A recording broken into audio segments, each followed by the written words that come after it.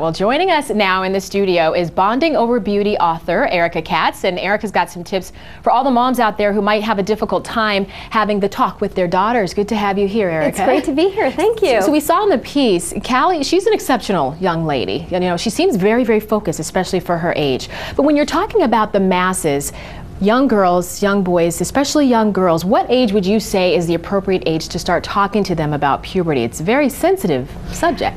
I would say the best age to talk to a girl about puberty is as soon as possible.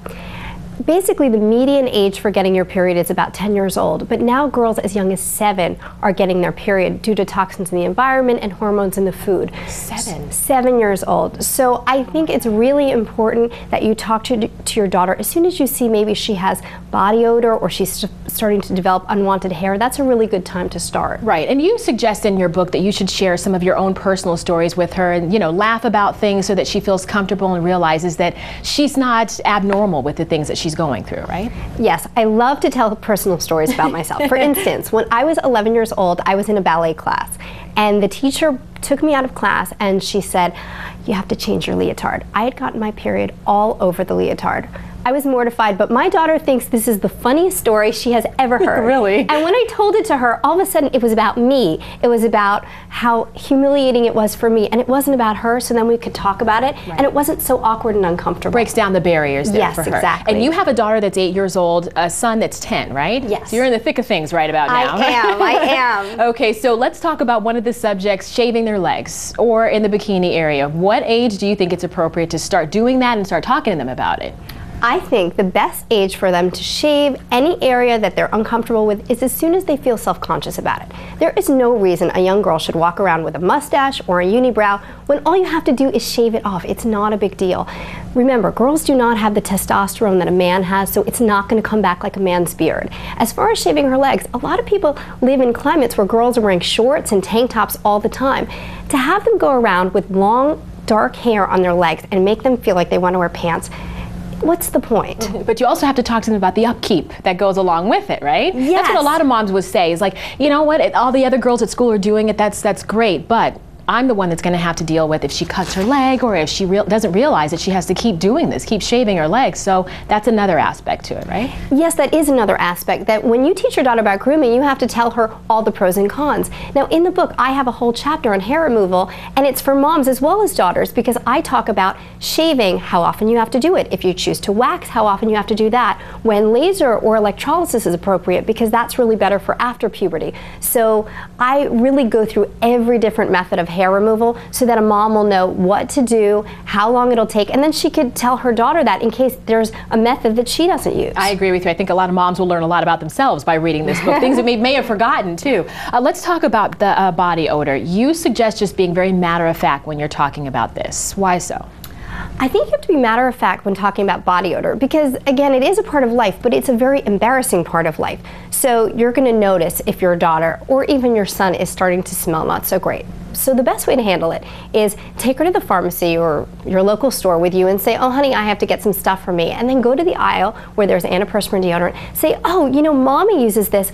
You know, I think it's time for you to start wearing deodorant." Right. And if she really doesn't want to, I think you have to basically take her shirt, hand it to her, and say, "Honey, your body's changing. This is what you smell like." Very interesting. And then you'll hit home. Right. Well, stick around because for those of you at home that are going to see our hot topics, we'll finish discussing makeup and hair color and a few other things as well. Thank you very much, Erika. Good to have you here. Thank you so much. All right. And if you want to get some other ideas about how to confront and talk to your daughter about these issues, you've got to pick up a copy of her book. It's called Bonding Over Beauty. Well, puberty is an awkward time for young ladies, but it's also pretty weird for the little boys out there too. Now it's your turn. We want to know, who do you think has it worse during puberty, the guys or the gals? Let us know by logging on to bettertv.com and then clicking on the question of the day. And make sure that you also include your name and where you live.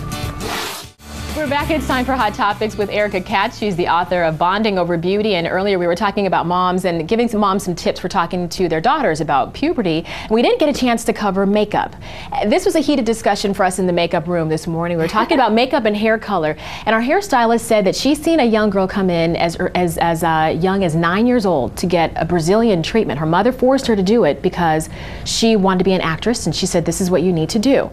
Now, what age do you feel is too young or appropriate for a young girl to start getting hair color and, you know, more mature hairstyles? I think that a girl and hair color is a very difficult topic. In fact, when I was researching the book, I spoke to a lot of different hairdressers, and one thing that they suggested, because they're seeing the same thing, is that if your daughter really wants hair color, what you could do is take her to the salon with you, and when you're getting highlights, maybe give her 3. That way she feels like she's getting some hair color, but she's not really coloring the whole thing. As far as the Brazilian treatments, those are pretty controversial because they do have formaldehyde, and I personally believe that without the formaldehyde, I think it's very hard to get that stick straight look. So as a parent, you have to decide, are you comfortable with that chemical process or not? Some parents are, some parents aren't. I don't think you should put chemicals in your child's hair when they are that young, because I think it can damage the cuticle, and I really don't think it's necessary. Not too safe. What about makeup? Getting makeup? Because I remember I used to fight to wear lipstick when we were in high school. I'm like, please, and I had to fight and justify it, but now things are very different. So what would you say to that? I think makeup is a much safer issue these days. You can handle this in a very simple way. You want your daughter to feel like you're listening to her, and you want to be empathetic to her when she says, Mom, I really want to wear makeup. So what I would do is say, okay, honey, let's go shopping. We'll get a lipstick for me and a lip gloss for her. That way, lip gloss is just sparkle on the lips. It's not such a big deal. The problem, if you shut her down and say absolutely not, you then become the mom who doesn't understand, the mom who's not cool. And later on, when she has a more serious subject like boys, like sex, she remembers, Mom didn't even let me wear lipstick. She's not going to understand this. Right, or she might just do it anyway, behind your back. Behind your back, use her friend's makeup, get all sorts of dirty fingers, putting them in the other lip glosses, which I really don't like. So I think keep it simple, keep it lip gloss, keep it blush, and I think you're home free. Or do what we did. We used to sneak put the makeup on after we left home, and then every now and then we'd forget to take it off when we came home. Mom would see it, big trouble, big trouble, wasn't good. My mom would catch everything. The men in the household are not off the hook in your book, because you say that you should also have a discussion with them, and they should help out with, you know, kind of easing her nerves, the young girl's nerves about going through puberty. Yes, I think men in the household need 3 hard and fast rules. Number 1, the girl going through puberty in the house has to have utter privacy, meaning now we knock, now we don't just walk in on her.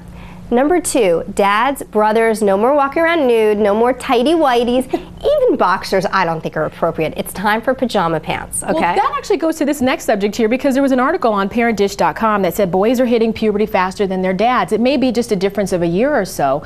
Now between 12 and 15 years old, and some are suggesting as young as 10 years old. So they're going through this a lot faster than their dads were, just along with some of the girls too, right? They are going through puberty younger, and remember, these kids are watching a lot of television where the boys and girls are kissing, and these programs that are sort of targeted for high school girls are really being watched by tween girls and tween boys, so they're getting all that kind of stimulation. Well, your book is fantastic. I love it. It's called Bonding Over Beauty. My daughter's only 9 months old, but I'm already like, oh gosh, this is what I have to deal with. Thank you very much, Erika. Thank you so much for having me. We'll be right back.